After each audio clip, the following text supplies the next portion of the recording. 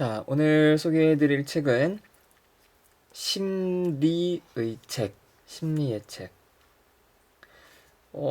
원서 제목은 The Psychology Book인데요. 글쎄, 심리의 책. 어떠신가요? 이 뒤쪽 날개 보면은, 이제 이 출판사에서는 이제 비슷한 책이 하나가 있습니다. 철학의 책. 그래서 이거 보면서, 그냥 심리의 책 하지 말고, 심리학의 책. 뭐 이러면 어떨까? 어쨌든. 네. 이 책은 그 심리학 인물을 중심으로 이제 심리학을 전반적으로 좀 소개하는 그런 책입니다. 여기 첫 페이지, 표지 오른쪽 아래 보시면 인간의 정신을 전복시킨, 네, 전복시켰다. 네, 위대한 심리학의 요체들. 굉장히 어려운 말이 있는데요. 그냥 심리학 인물 사전 정도다. 하지만 사전처럼 딱딱하진 않고요. 재밌는 편입니다. 자, 조금 한번 볼까요? 네. 자, 여기 저자 소개를 좀 보시면요. 임상심리학자이자 고문의사. 예, 고문의사. 임상심리학자이자 의사인. 진짜 의사일 수도 있지만 좀 번역을 뭐 자문 클리니컬 사이콜로지스트 중에 컨설팅 하는 사람들이 있거든요.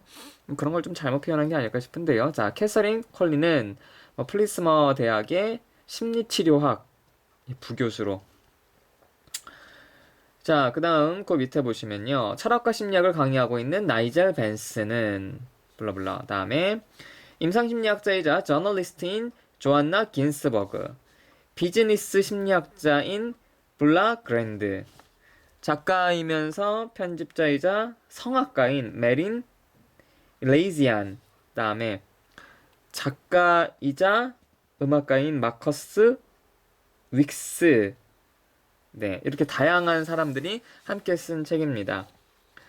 자, 번역도 여러 사람 함께 했는데요. 자, 대구대학에서 생물학, 방송통신대학에서 영문학, 박유진 씨는 생물학, 재즈 아카데미에서 음악, 이시은 씨는 서양사학과 카이스트 경영대학원 MBA. 그러니까 이 책 읽으면서 참 너무 좋기는 했는데, 네, 일단 번역에서 심리학 전공자들이 없었기 때문에 조금 약간의 어떤 용어적인 부분에서 아쉬움은 있었습니다. 물론 번역은 전반적으로 깔끔합니다. 자, 목차를 한번 보시죠. 자, 먼저 철학적 근원. 그래서 심리학이 어떻게 태동되어 있는지 얘기들이 쭉 나오고 있고요. 자, 그 다음은 행동주의.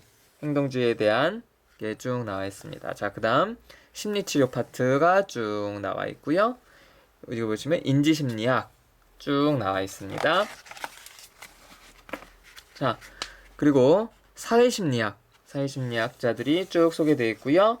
다음 발달심리학자들이 쭉 소개가 되어 있고요.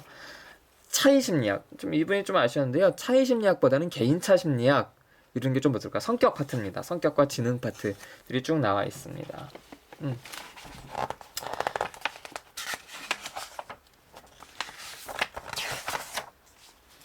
네. 먼저 이렇게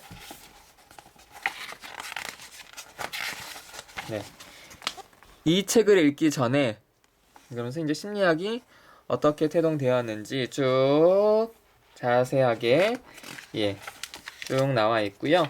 그 다음 빨간 책, 좀 넓게 보여드릴까요? 빨간 책, 철학의 근원, 이렇게 하면서 이 챕터가 시작이 됩니다. 또 각 챕터에는 이렇게 연대별로요, 어떤 사건들이 있었는지를 써놨고 간략한 설명이 있고, 그 다음은 이제 바로 이렇게 성격의 4가지 기질, 그래서 갈렌, 네, 그래서 아주 이제 과학적 심리학 이전에 이제 얘기들이 이렇게 쭉 나오고 있습니다. 자, 그래서 이 책은 뭐라 그럴까요? 그냥 전공을 안 한 사람들이 읽기에는 굉장히 좀 딱딱하다. 어떤 전체적인 흐름이 있는 게 아니라 이 사람들의 어떤 약간의 개인사적인 이 사람들의 주장 이런 것들을 설명하고 있기 때문에요. 네, 이렇게 중요한 사람들은 네, 이렇게 한 페이지로 나와 있는 사람들이 있고요. 자, 비렐름 분투 심리학의 창시자죠. 이런 사람들은 이제 표지가 먼저 표지가 아니라 이 시작하는 양 페이지에 이렇게 시작한다 얘기하고 아주 자세하게 네. 심리학의 창시자보다 보니까 이렇게 자세하게 4페이지나 할애를 했습니다. 그래서 또 이렇게 인물 소개도요. 예, 중요한 사람들은 이렇게 따로 칸을 만들어서 하고 있습니다. 마치 심리학 역사책을 읽는 듯한 인물 중심의 이제 그런 책이었고요. 하지만 좀 아까도 말씀드렸듯이 이제 일반적으로 이제 좀 흥미있는 심리학 책을 읽고 싶어 하시는 분들에게는 추천하기는 좀 어려울 것 같습니다. 그거보다는 심리학 개론을 좀 더 심도 있게 공부하고 싶으신 어떤 전공하시는 분들, 그리고 저도 이제 여러 가지 강의를 하는 입장에서 보다 보니까, 제가 아주 좀 강의에 참고할 만한 내용들도 많이 있는데요. 그 중에 한 가지, 물론 이제,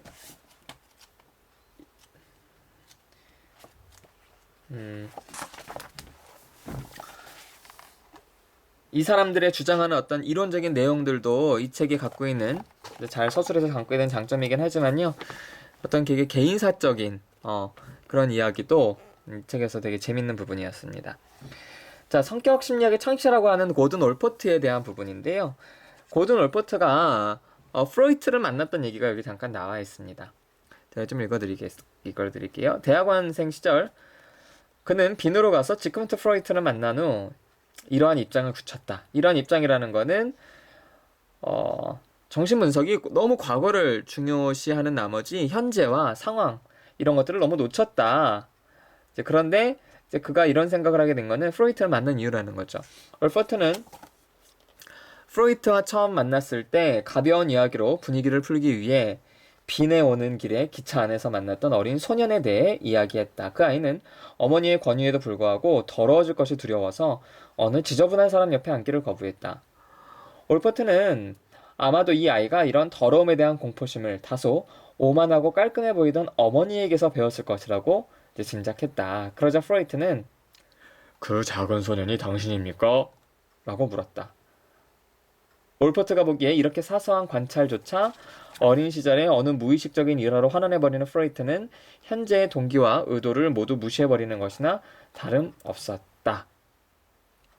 네. 그래서 이런 프로이트를 만나고 와서 정신분석에 대한 정신분석은 너무나 과거. 그래서 인간의 성격을 탐색하기에는 이제 별로 좋지 않다 이렇게 생각을 했던 거죠. 그 어린 소년이 당신입니까? 네, 어떻게 보면 되게 당황스럽지만 한편으로는 되게 의미심장한 말일 수도 있었을 텐데, 예, 올퍼트는 당황스러운 이제 말로 받아들였습니다. 프로이트는 이제 정신분석에서는 어떤 무의식적인 것들에 대한 어떤 접근을 할 때 시기와 어떤 수위를 굉장히 조절한다라고 알려져 있었지만 사실은 프로이트 자체가 어떤 일화들을 통해서 봤을 때는 늘 그렇게 어떤 시기와 어떤 수위에 있어서 잘 조절했던 것은 아닌 것 같다. 프로이트랑 결별했던 수많은 사람들이 대체로 이런 어떤 이제 사건들이 몇 개 좀 있었기 때문인데요. 자, 어쨌든 심리의 책, 심리학을 좀 심도 있게 공부하고 싶어 하시는 주로 이제 전공하시는 분들, 그리고 책이 재미가 없으니까 이게 추천할 만한 책입니다.